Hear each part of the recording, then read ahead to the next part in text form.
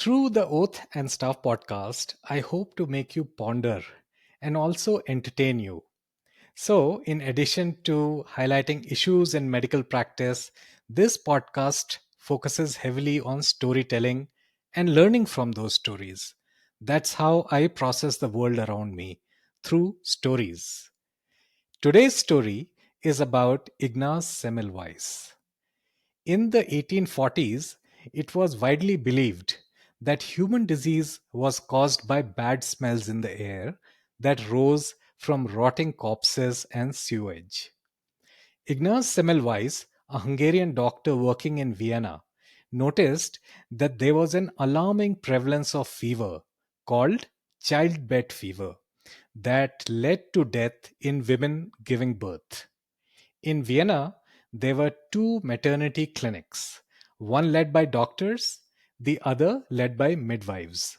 Surprisingly, the doctor led clinic had a much higher rate of childbed fever and death than the clinic run by midwives. Semmelweis wondered why childbed fever and death were so common with his doctors. What were they doing wrong? He began examining the differences between the two clinics but could not solve this puzzle. Why were deaths more common when doctors did the deliveries versus when midwives did them? The solution found Semmelweis in the form of a personal tragedy.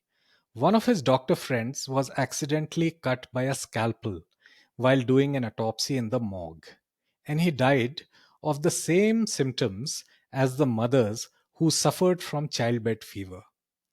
At that time, the medical community did not know that germs like bacteria and viruses caused diseases in humans. So Semmelweis came to the conclusion that his doctors were picking up particles from corpses in the morgue and transmitting them to the women during childbirth. That seemed plausible because midwives did not do autopsies and hence had no contact with corpses. To test his hypothesis, he ordered his doctors to wash their hands in chlorinated lime between autopsy work and examining patients.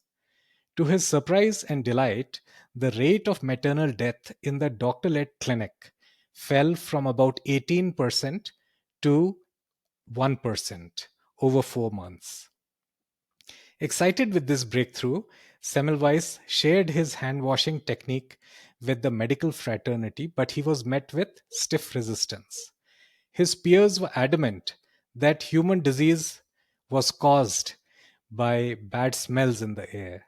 They rejected his hypothesis, many even ridiculed him. In the end, he was unable to convince them to adopt hand hygiene.